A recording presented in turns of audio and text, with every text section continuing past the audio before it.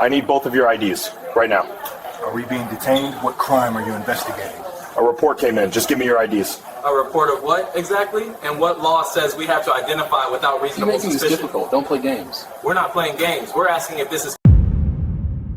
This is one of those situations that starts off sounding almost ridiculous until you realize how dangerous ridiculous can get when it's backed by a badge. And the scariest part? If one tiny detail hadn't changed, it could have ended very differently.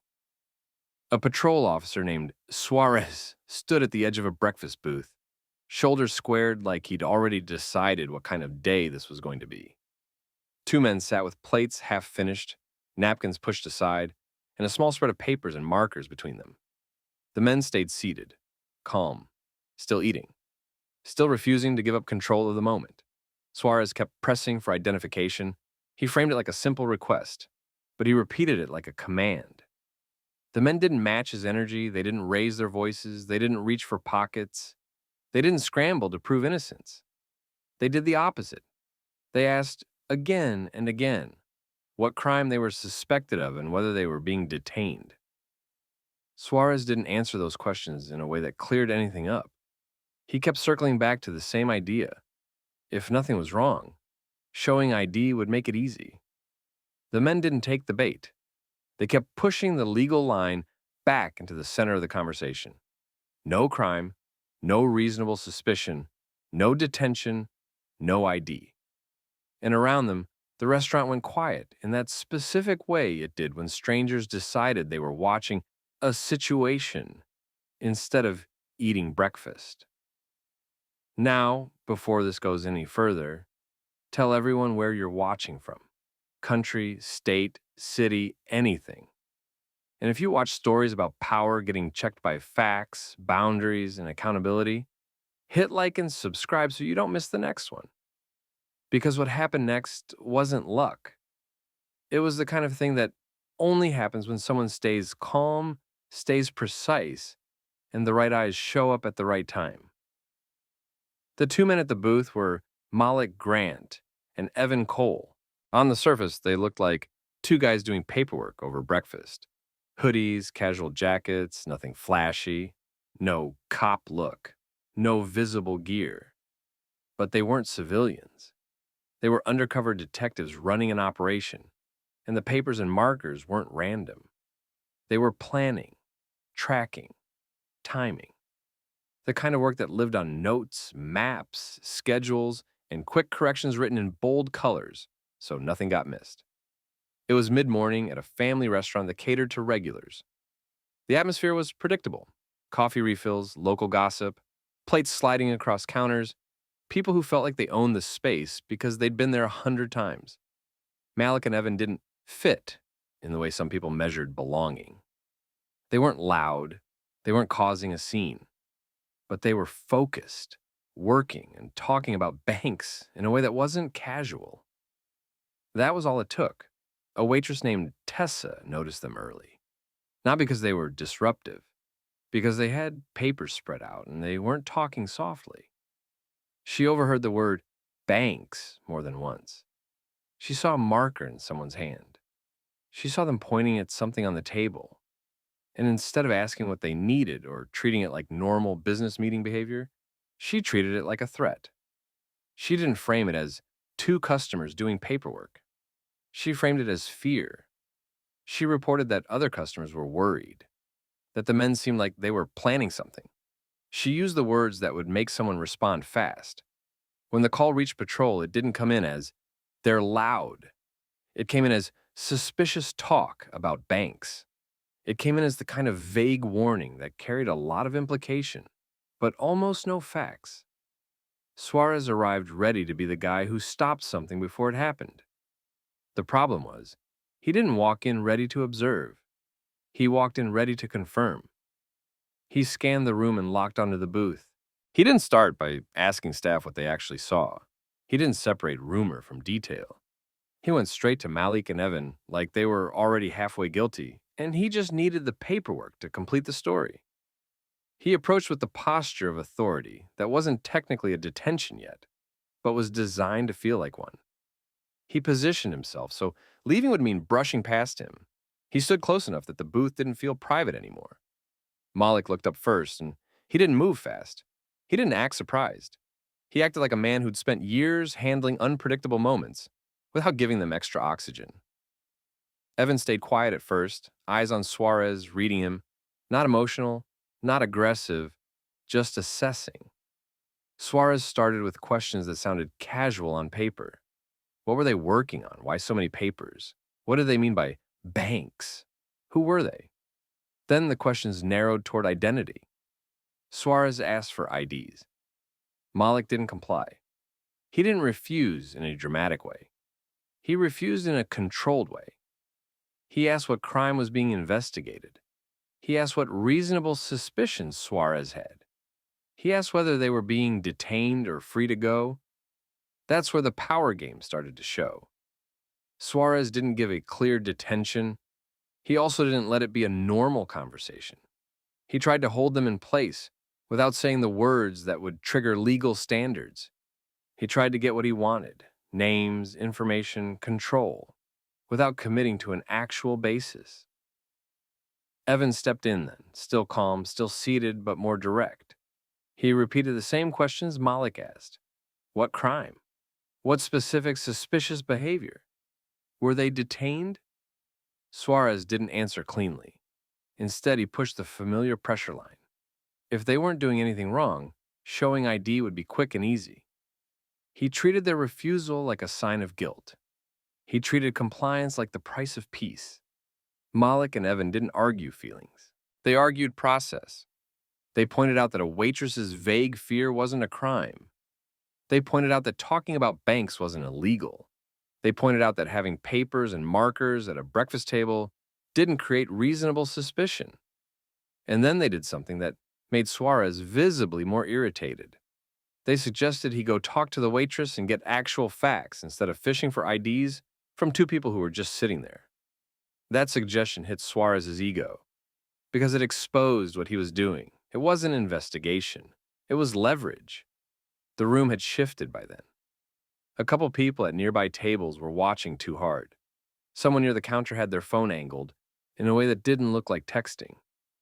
The restaurant's ceiling cameras were pointed down across the booths, silent and unblinking. Suarez kept standing there, and the longer he stayed, the more it looked like what it was: one officer trying to turn discomfort into authority. Malik and Evan held the line. No escalation, no sudden moves, no yelling. Just consistent questions and consistent refusal. And that's the part most people don't understand until they see it. Staying calm doesn't end pressure. Sometimes it increases it because it removes the excuse to call you the problem. Suarez tried a new angle. He leaned into the social script, the one that's worked for him before. The script where the officer plays reasonable and the citizen plays difficult. The script where the crowd assumes the officer must have a reason. But Malik and Evan didn't give him the performance. They kept it clinical. They kept it simple. They kept it on the record. And then, right when Suarez seemed ready to either double down or manufacture something more, the front door opened and a new person walked in. This person didn't scan the room like a customer looking for a seat. He looked like someone who noticed everything. Someone who belonged in the building in a way Suarez hadn't considered. He took 2 steps in and looked towards the booth and recognized Malik and Evan instantly. That recognition was the tiny detail that changed everything. The man who walked in was Mason Hale. Plain clothes, no uniform, but he carried himself like someone who'd worn one for a long time. He paused just long enough to take in the posture at the booth. Suarez standing over 2 seated men, the table covered in notes, the whole room watching. Hale didn't ask the hostess for a table. He didn't pretend this was none of his business. He walked straight toward them. Suarez noticed him late because Suarez was still locked into his own pressure routine. But Malik saw Hale immediately. Evan did too. Neither man looked relieved. They looked ready for the next move, whichever way it went. Hale reached the booth and gave Malik a quick nod that said he knew exactly who he was. Then he looked at Evan the same way. Recognition, familiarity. professional. Suarez's face changed before anyone said anything out loud. He didn't have to be told what it meant. He could see it. Two men he'd been treating like suspects were being acknowledged like colleagues. Hale asked Suarez what the situation was. Suarez tried to summarize it in the safest language possible. He kept it vague, like the original complaint. Customers were concerned, talk about banks, papers on the table. He was just checking. Hale didn't accept the summary as justification. He asked what specific crime was being investigated and what specific behavior created reasonable suspicion. He asked whether Suarez had detained them or whether this was consensual. That's when the whole thing tightened, because Malik and Evan had already asked those questions multiple times, and Suarez had avoided answering them. Now, the same questions were coming from someone Suarez couldn't dismiss. Suarez tried to pivot into the public safety explanation again, but Hale cut through it by forcing it back to standards, what facts, what suspicion, what legal basis. Malik finally ended the uncertainty without making it a show. He identified himself as a detective, still calm, still seated. Evan followed with the same. They did it the way experienced undercover guys did it. Short, controlled, not flashing anything around for the dining room. Hale confirmed it with his own reaction. He addressed them like detectives and asked briefly if they were good. In that moment, Suarez understood he had walked into a restaurant, trying to fish IDs from two people who knew the law better than he did and who could make the consequences real. The tone flipped so fast it was obvious to everyone watching. Suarez stepped back half a pace. His voice dropped. His posture softened. The same man who'd been leaning on, "If you're doing nothing wrong," now sounded like he was trying to rewind the last 5 minutes. Hale didn't let him. He told Suarez, clearly and without yelling, that a vague complaint about talking about banks and having papers wasn't reasonable suspicion. He pointed out that asking for ID without grounds was not a harmless habit. It was a constitutional problem and a community trust problem.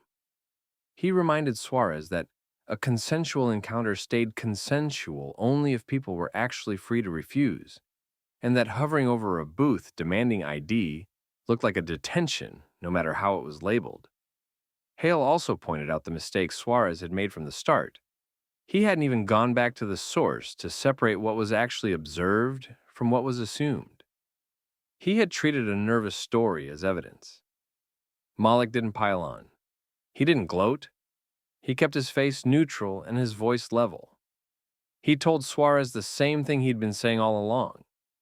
If there was no crime and no suspicion, there was no reason to demand identification. He kept it simple. He made it about the rule, not about Suarez as a person. Evan added one more point, still measured. Suarez's favorite line, "If you're doing nothing wrong," wasn't a legal standard. It was a pressure tactic. And it didn't become valid just because a badge said it.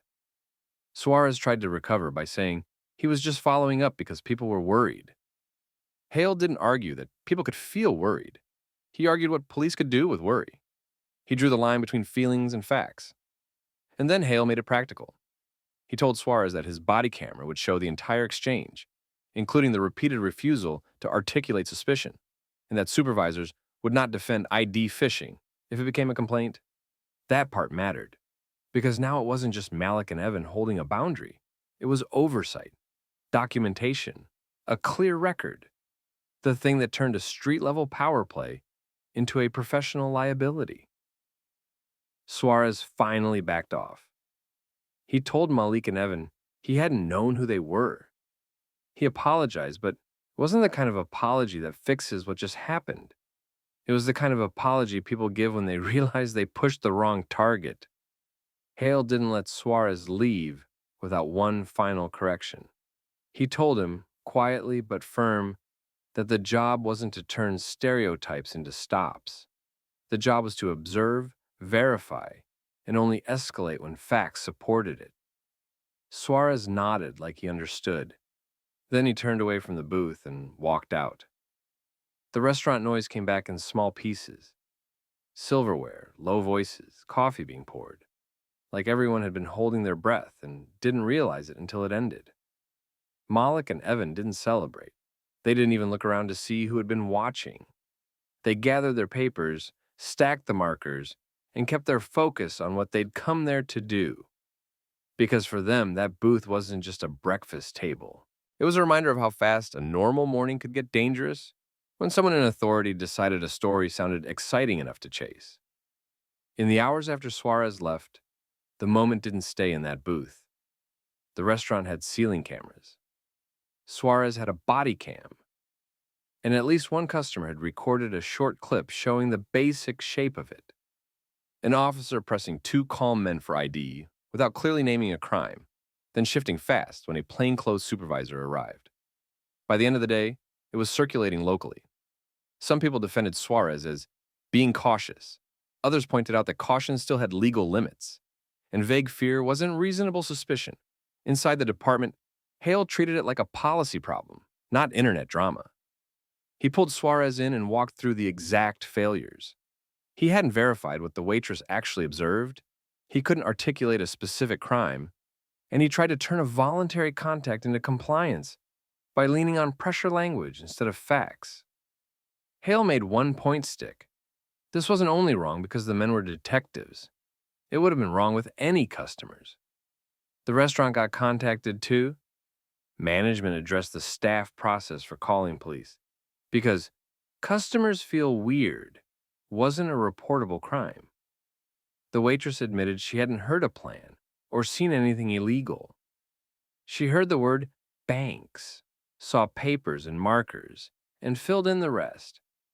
She was given corrective guidance and a formal warning about escalating assumptions. Suarez didn't get a dramatic punishment. What he got was real-world accountability, a documented counseling entry, and mandatory refresher training focused on consensual encounters, detention standards, and ID requests. The kind of correction that follows an officer and becomes a bigger issue if it happens again. Malik and Evan didn't chase attention. They kept running their operation, and they made a practical change. They stopped using that restaurant for planning. Undercover work depended on staying ordinary, and the place had already shown it could turn ordinary into suspicious with one bad assumption. Weeks later, their paper and marker planning proved what it always was: actual police work. The patterns they'd mapped led to a clean stop tied to the activity they were tracking around financial locations. No headlines, just a solid case, the kind that protected people quietly. And that's where the full lesson landed. The most important thing wasn't that Suarez accidentally pressured undercover detectives. The important thing was how easily a vague complaint almost became a detention without legal grounds, and how fast the tone changed only when oversight entered the room. That's what accountability looks like in real life. Cameras, standards, supervisors who don't excuse shortcuts, and people who know how to calmly demand the legal basis before they give up their identity. So here's the question for you. If you were in that booth and an officer kept pushing for ID without naming a crime, would you have known what to ask, and would you have stayed calm enough to hold the line? Drop your thoughts in the comments, share this with someone who needs the reminder, and subscribe if you want more story times where dignity and facts beat pressure.